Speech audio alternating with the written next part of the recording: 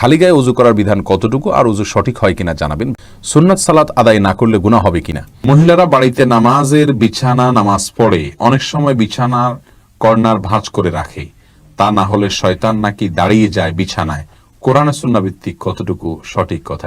বাড়িতে ফরজ নামাজ পড়লে একামত দিতে হবে কি? তাসবিহ দিয়ে জিকির করা কি বিদআত? ছোট বাচ্চারা বিছানায় পেশাব করলে তা শুকিয়ে গেলেও কি বিছানা অপবিত্র থাকবে? ইন্না লিল্লাহ কোন সময় বলতে হয়? টি শার্ট পরে কি নামাজ পড়া যাবে? একই গুনাহ বারবার হয়ে গেলে করণীয় কি? গীবতের গুনাহ থেকে মুক্তির উপায় কি? কোরআন শরীফ তেলাওয়াত করার সময় দুই পা গুটিয়ে বসে তেলাওয়াত করতে পারবো কিনা? মহিলাদের হায়েজের সময় কি কোরআন তেলাওয়াত করতে পারবে? বাজারে ড্রেসিং করা মুরগি খাওয়া যাবে কিনা?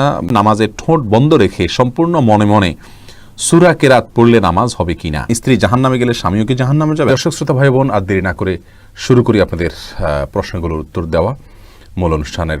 বুলবুল তানিম আপনি জানতে চেয়েছেন, মহিলারা বাড়িতে নামাজের বিছানা নামাজ পড়ে অনেক সময় বিছানার কর্নার ভাঁজ করে রাখে, তা না হলে শয়তান নাকি দাঁড়িয়ে যায় বিছানায়। কোরআনে সুন্নাহ ভিত্তিক কতটুকু সঠিক কথাটি? ভাই বুলবুল, বাড়িতে নামাজের বিছানা নামাজ পড়ার সময় কর্নার ভাঁজ করে রাখা, শয়তান দাঁড়াবে সেই ভয়ে, এটা কুসংস্কার। এর সাথে ইসলামের শরীয়তের কোনো সম্পর্ক নাই।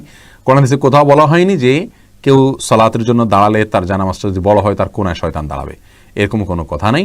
জামাতবদ্ধ সালাতে পুরুষরা যখন পাশাপাশি দাঁড়িয়ে সালাত আদায় করবেন তখন কাতারের মধ্যখানে যদি ফাঁকা থাকে সেখানে শয়তান দাঁড়ায়, এটা হাদিস দ্বারা বোঝা যায়।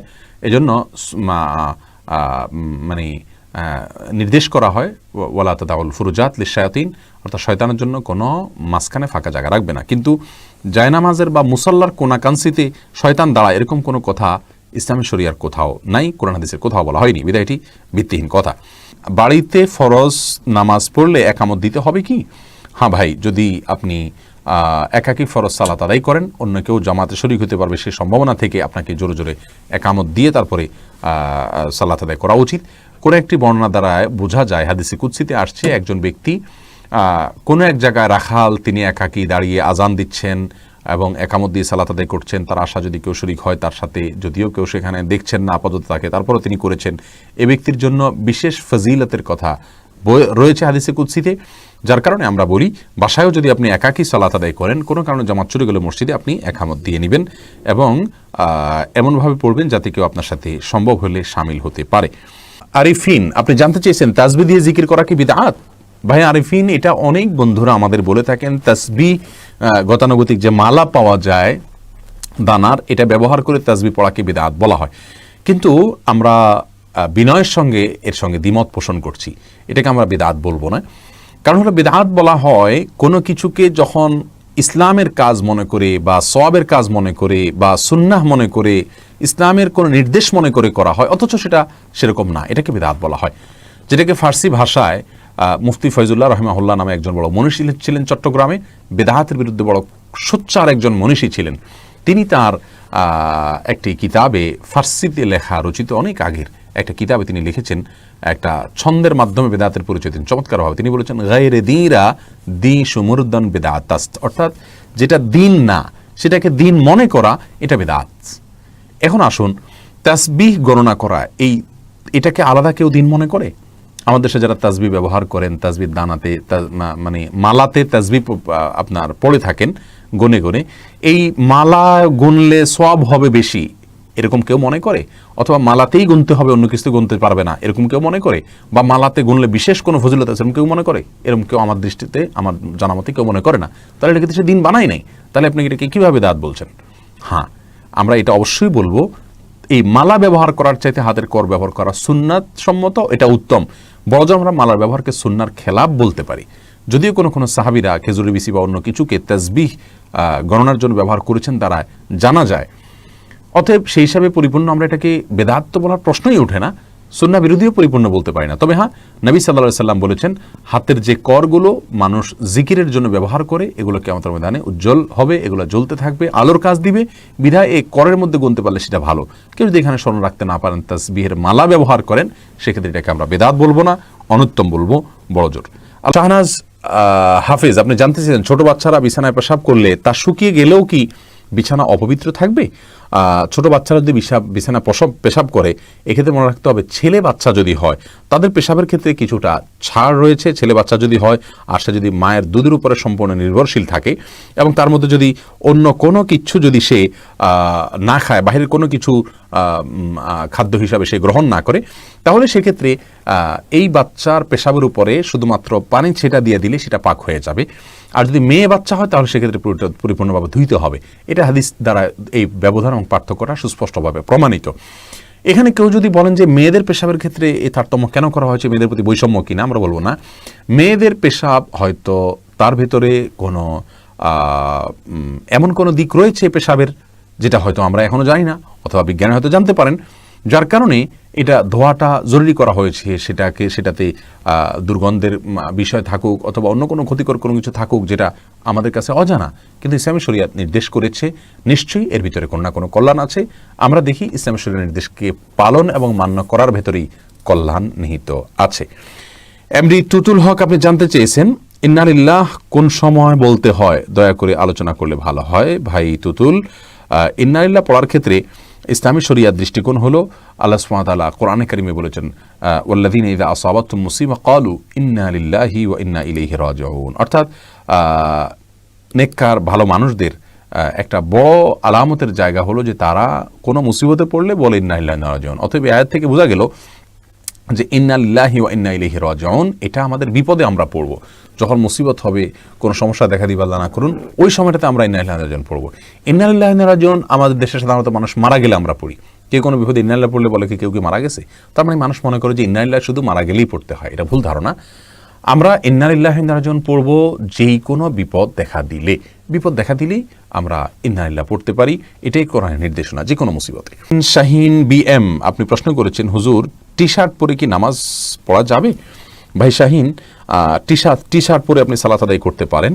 তো মনে রাখবেন সালাত আদায়ের ক্ষেত্রে মৌলিক নির্দেশনা আল্লাহ সুবহানাহু ওয়া তাআলা বলেছেন ইয়া আইয়ুহাল্লাযীনা আমানু খুযু যিনাতাকুম ইনদা কুল্লি মাসজিদ। হে ঈমানদারেরা, প্রত্যেক সালাতের সময় তোমরা সুন্দর ভাবে সালাত আদায় করবে, সুন্দর পোশাক পরবে বা সুন্দর পোশাক পরবে। তো এই জন্য এমন কোনো পোশাক পরা উচিত নয় সালাতের সময় যে পোশাক পরে আপনি সম্ভ্রান্ত কোনো জায়গায় যাবেন না, মান্যগণ্য কোনো ব্যক্তির কাছে যাবেন না, সেরকম কোনো পোশাক পরা উচিত নয়।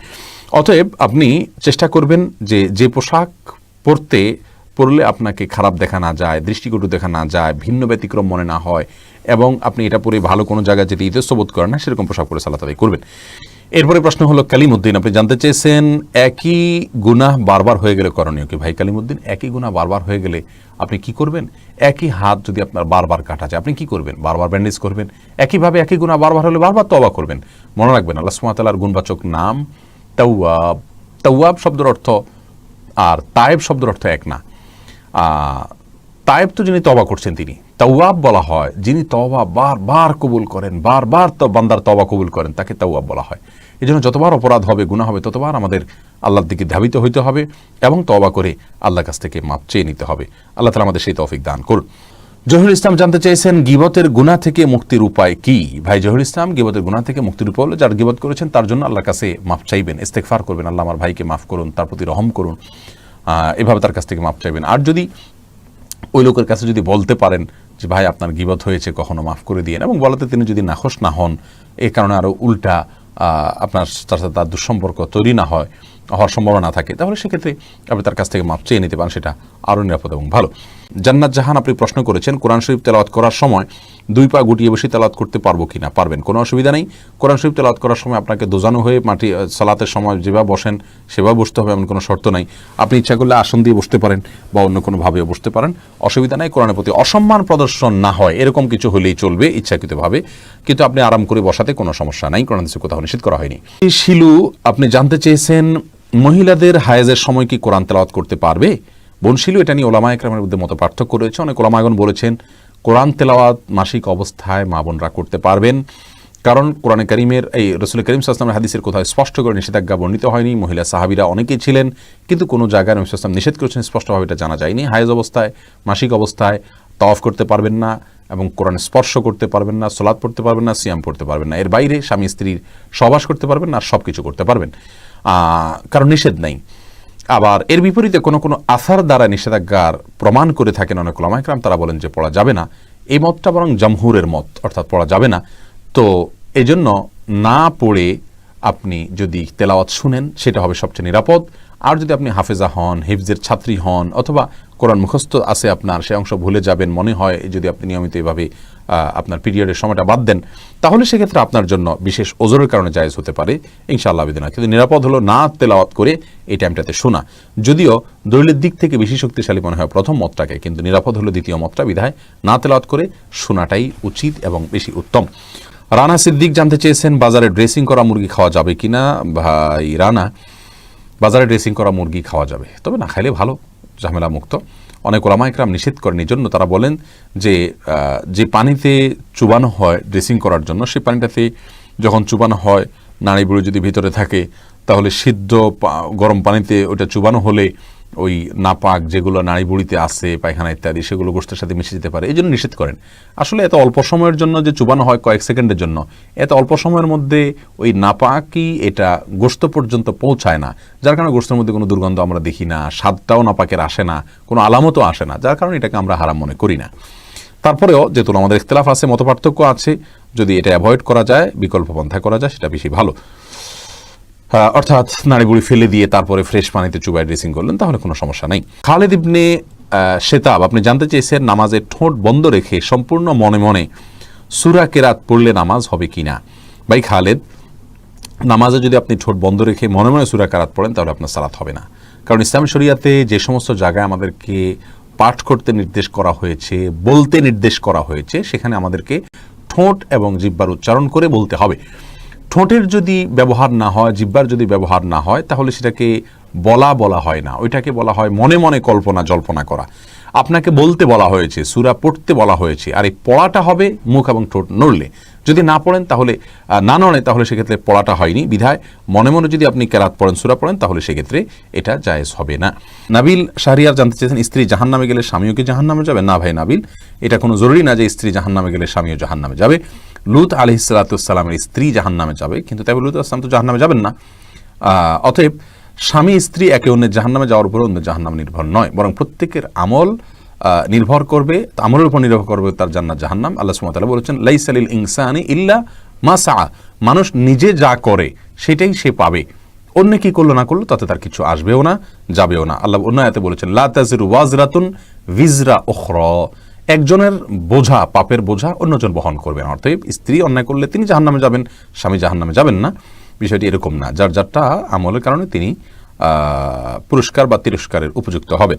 রাকিব কাজী সালেহ আপনি জানতে চেয়েছেন খালি গায়ে ওযু করার বিধান কতটুকু, আর ওযু সঠিক হয় কিনা জানাবেন। ভাই রাকিব, ওযুর ক্ষেত্রে শরীয়তে খালি গা বা জামা কাপড় পরা কোনোটি নির্দেশ করেনি।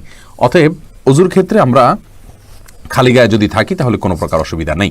ওযুর ক্ষেত্রে আপনি খালি গায়ে ওযু করতে পারবেন, কোনো সমস্যা নেই ইনশাআল্লাহ। রাকিব হাসান প্রশ্ন করেছেন সুন্নাত সালাত আদায় না করলে গুনাহ হবে কিনা। আবার আমাদের দেশে সালাতের কিছু বিষয় নিয়ে অনেক মতপার্থক্য দেখা দেয়, এমন কথার মানে কি সালাত থেকে দূরে ঠেলে দেওয়া নয় কি। ভাই রাকিব হাসান, সুন্নাত সালাত আদায় না করলে বড় কোনো গুনাহ হবে না। গুনাহ তো অবশ্যই হবে, গুনাহ শব্দের অর্থ হলো ক্ষতি। সুন্নাত তরক করলে তো ক্ষতি হবেই। নবী সাল্লাল্লাহু আলাইহি সাল্লাম ৫ ওয়াক্ত সালাতের আগে পরে যে সুন্নতে মুআক্কাদাগুলো, এগুলোকে খুব গুরুত্বপূর্ণ সালাত হিসেবে আদায় করেছেন। অতএব সেগুলোকে যদি আপনি তরক করি বিনা প্রয়োজন, বিনা কারণে, বিনা ওজরে, তাহলে তো ক্ষতি হবেই, গুনাহ তো হবেই অর্থে। কিন্তু গুনাহ বলতে কবিরা গুনাহ, বড় কোনো পাপ যেটা কারণে শাস্তির সম্মুখীন হইতে হবে, এরকম কোনো গুনাহ হবে না। কারণ এটি ফরজ বা ওয়াজিব নয়, আর ফরজ ওয়াজিব না হলে সেটা তরক করলে বড় কোনো গুনাহ হয় না। বিনা কারণে এটা না ছাড়াই উচিত, মুসলমান সুন্নাহকে তরক না করাই উচিত। কিন্তু যদি কোনো কারণে মাঝে মধ্যে ছাড়ে, তাতে কোনো অসুবিধা হবে।